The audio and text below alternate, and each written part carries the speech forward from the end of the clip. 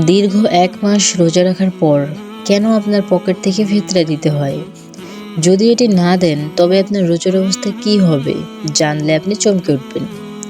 ঈদের দিন সকালে আপনি নতুন জামা পরে সুগন্ধি মেখে ঈদগাহে যাচ্ছেন। আপনার ঘরে ফিরে সেমাই, পোলাও আরও কত আয়োজন। কিন্তু ঠিক আপনার পাশের বাড়িতেই হয়তো একজন মানুষ আছে যার সন্তানদের মুখে এক মুঠো খাবার তুলে দেওয়ার মতো সামর্থ্য নেই। আমাদের প্রিয় নবী হজরত মুহাম্মদ সাল্লাল্লাহু আলাইহি সাল্লাম এই জন্যই ফিতরা বা সদাকাতুল ফিতরাকে আবশ্যক বা ওয়াজিব করেছেন। এর পেছনে মূলত ২টি কারণ আছে। প্রথমত, আমরা যখন রোজা রাখি আমাদের অজান্তে হয়তো কিছু ভুল হয়ে যায়, কথা বলার বা আচরণের কোনো ত্রুটি হতে পারে।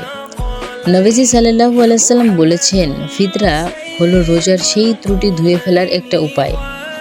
এটি আপনার রোজাকে পবিত্র করে এবং আল্লাহর কাছে পৌঁছে দেয়। দ্বিতীয়ত, সবচেয়ে সুন্দর কারণটি হলো মানবতা। ঈদের আনন্দ যেন শুধু ধনীদের মধ্যে সীমাবদ্ধ না থাকে, কোনো গরিব মানুষ যেন ঈদের দিনে না খেয়ে থাকে, সেই জন্যই এই ফিতরার ব্যবস্থা। নবীজি সাল্লাল্লাহু আলাইহি সাল্লাম নির্দেশ দিয়েছেন যেন ঈদগাহ নামাজের আগে এই ফিতরা আদায় করা হয়, কারণ যাতে সেই অভাবী মানুষটি ঈদের নামাজের আগেই নিজে এবং তার পরিবারের জন্য খাবারের ব্যবস্থা করতে পারে।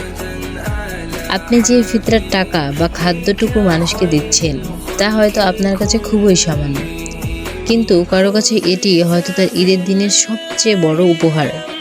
ফিতরা আমাদের এটা শেখায় যে আমরা যা আয় করি তা শুধু আমাদের অধিকার নেই, সমাজের অসহায় মানুষেরও তাদের সেখানে হক থাকে।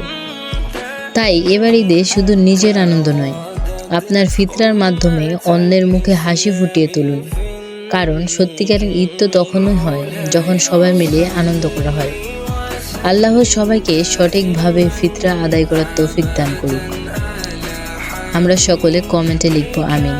আর এরকম যদি ভিডিও আপনারা রোজ পেতে চান তবে চ্যানেলটিকে অবশ্যই সাবস্ক্রাইব করে রেখে দেবেন, তাহলে এরকম ভিডিও প্রত্যেক দিনই দেখতে পারবেন।